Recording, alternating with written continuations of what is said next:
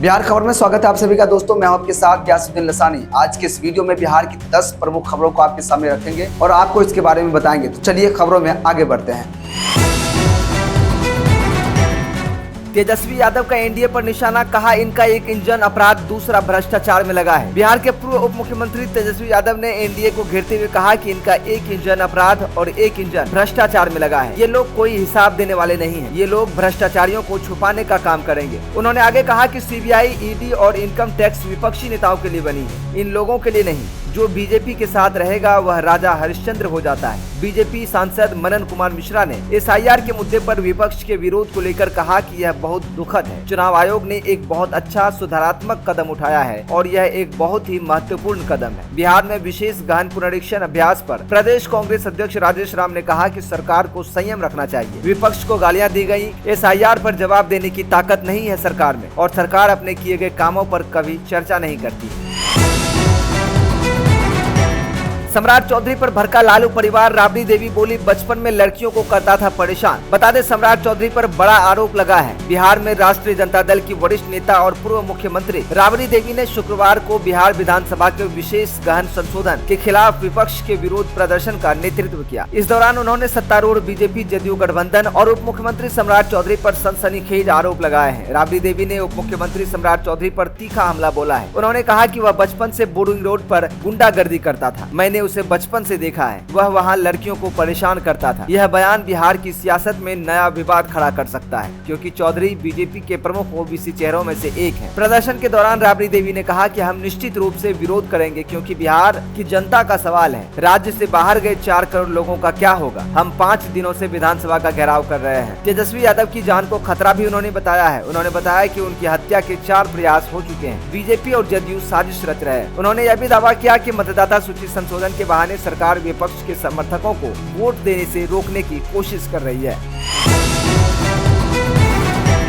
पटना को मिल सकती है मेट्रो की सौगात, ट्रैक तैयार, बोगियां पहुंची। बिहार विधानसभा चुनाव से पहले राज्य सरकार राजधानी वासियों को बड़ी सौगात देने की तैयारी में है। स्वतंत्रता दिवस यानी 15 अगस्त को पटना मेट्रो के प्राथमिक कॉरिडोर पर मेट्रो परिचालन शुरू करने का लक्ष्य तय किया गया है। इसे लेकर तैयारियां जोरों पर हैं और निर्माण कार्य दिन रात 2 शिफ्टों में चल रहा है। पटना मेट्रो परियोजना के पहले फेज में मलाही पकड़ी से न्यू आईएसबीटी तक कुल 6.2 किलोमीटर लंबा रोड पूरी तरह तैयार हो चुका है।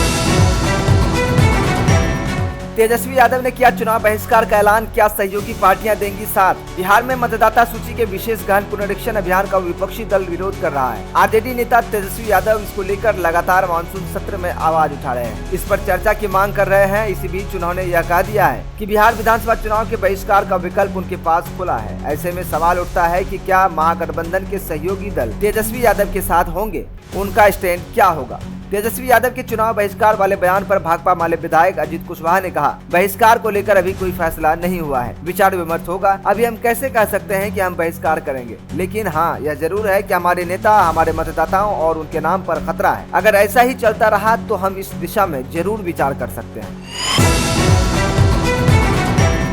एसआईआर पर बोलकर फंस गए जेडीयू सांसद गिरिधारी यादव, पार्टी ने भेजा कारण बताओ नोटिस।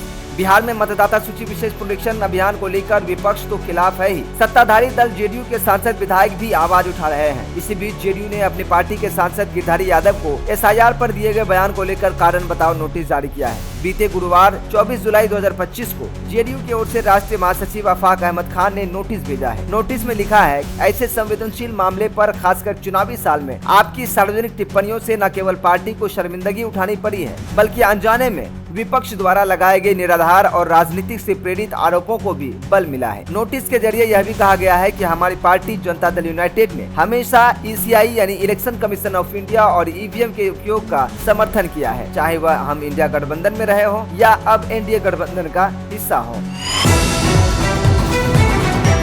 बिहार सरकार को कैग की फटकार, 70,000 करोड़ के खर्च का नहीं मिला हिसाब। बिहार सरकार को नियंत्रक एवं महालेखा परीक्षक की ताजा रिपोर्ट में कड़ी फटकार झेलनी पड़ी है। रिपोर्ट में कहा गया है कि राज्य सरकार अब तक लगभग 70,000 करोड़ रुपए की उपयोगिता प्रमाण पत्र जमा करने में विफल रही है। यह राशि विभिन्न योजनाओं और परियोजनाओं के लिए जारी की गई थी, लेकिन इसके उपयोग का प्रमाण निर्धारित समय सीमा तक नहीं दिया गया। रिपोर्ट के मुताबिक यूसी जमा न करने वाले प्रमुख विभागों में पंचायती राज विभाग सबसे आगे है, जिस पर 28,154 करोड़ रुपया का बकाया है। इसके बाद शिक्षा विभाग 12,623.67 करोड़ रुपए, शहरी विकास विभाग 11,065.50 करोड़, ग्रामीण विकास विभाग के पास 78,000 करोड़ और कृषि विभाग के पास लगभग 21,000 करोड़ शामिल है।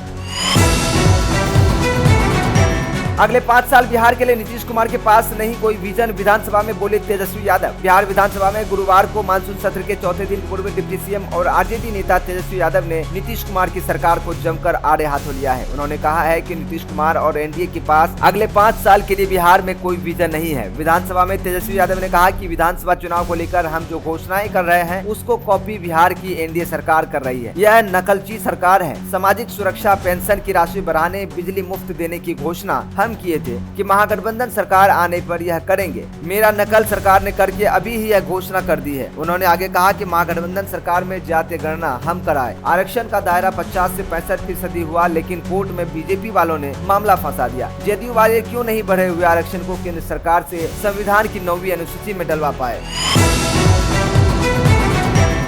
विराट रोहित के बाद इस भारतीय दिग्गज ने लिया संन्यास, सोशल मीडिया पर भावुक पोस्ट कर दी जानकारी। भारतीय टीम की मिडिल ऑर्डर बल्लेबाज रही वेदा कृष्णमूर्ति ने अचानक रिटायरमेंट की घोषणा कर दी है। उन्होंने सोशल मीडिया के माध्यम से अपने संन्यास की पुष्टि की। कृष्णमूर्ति को आखिरी बार साल 2020 में भारतीय महिला क्रिकेट टीम का प्रतिनिधित्व करते देखा गया था। उन्होंने ओडीआई और T20 में मिलाकर टीम इंडिया के लिए कुल 124 मैच खेले। उन्होंने संन्यास की घोषणा करते हुए उन सभी लोगों का धन्यवाद किया जिन्होंने इस यादगार सफर में उन्हें सपोर्ट किया। वेदा कृष्णमूर्ति ने भारत के लिए 48 वनडे और 76 T20 मैच खेले, जिनमें उन्होंने क्रमशः 829 और 875 रन बनाए। वनडे क्रिकेट में उनके नाम का 3 विकेट भी हैं। उन्होंने सोशल मीडिया पर भावुक पोस्ट लिख करके कहा कि एक छोटे से शहर से उठकर भारतीय जर्सी पहनने तक का सफर गौरवपूर्ण रहा। उन्होंने कहा कि वो क्रिकेट खेलने पर पूर्ण विराम लगा रही है, लेकिन क्रिकेट का खेल नहीं त्याग रहे हैं।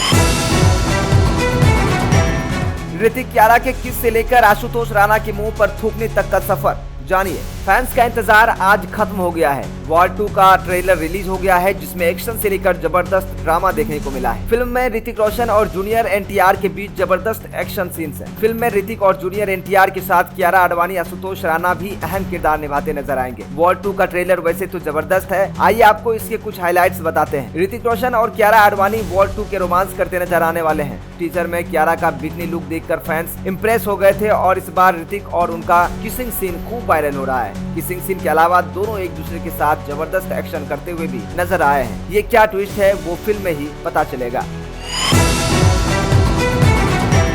चलिए बात करते हैं अंतिम और अगली खबर की। बता दें कल के मौसम में बड़ा ही उतार चढ़ाव देखने को मिला। बता दें बेगूसराय से लेकर रोहतास तक अलर्ट रहा। बिहार के 10 जिलों में भारी बारिश की चेतावनी जताई गई। बता दें प्रदेश के सभी जिलों में शुक्रवार बारिश के आसार थे। हालांकि पटना मौसम विज्ञान केंद्र की ओर से प्रदेश के 10 जिलों में भारी बारिश की चेतावनी दी गई थी। कई जिलों में सुबह से वर्षा भी हो रही थी। जिन 10 जिलों में भारी वर्षा का अलर्ट था उनमें बेगूसराय, समस्तीपुर, औरंगाबाद, खगड़िया, कैमूर, रोहतास, गयाजी, नवादा, बांका और जमुई शामिल है। दूसरी ओर राजधानी पटना सहित अन्य जिलों में बादल बने रहने के साथ साथ रुक रुक कर बारिश भी हुई। देर रात से ही अलग अलग जिलों के लिए येलो और ऑरेंज अलर्ट जारी किया गया था। कैमूर, रोहतास और औरंगाबाद में रात के 1:26 से लेकर सुबह के 4:26 तक के लिए ऑरेंज अलर्ट जारी किया गया था। वहीं शेखपुरा, नालंदा, नवादा, लखीसराय, जमुई, बांका, भागलपुर, मुंगेर, बेगूसराय, पूर्णिया और कटिहार जिले में सुबह 4:44 से लेकर 7:44 तक के बीच येलो अलर्ट जारी किया गया था। सुपौल, अररिया, किशनगंज जिले में सुबह 4:53 से लेकर 7:53 तक येलो अलर्ट जारी रहा।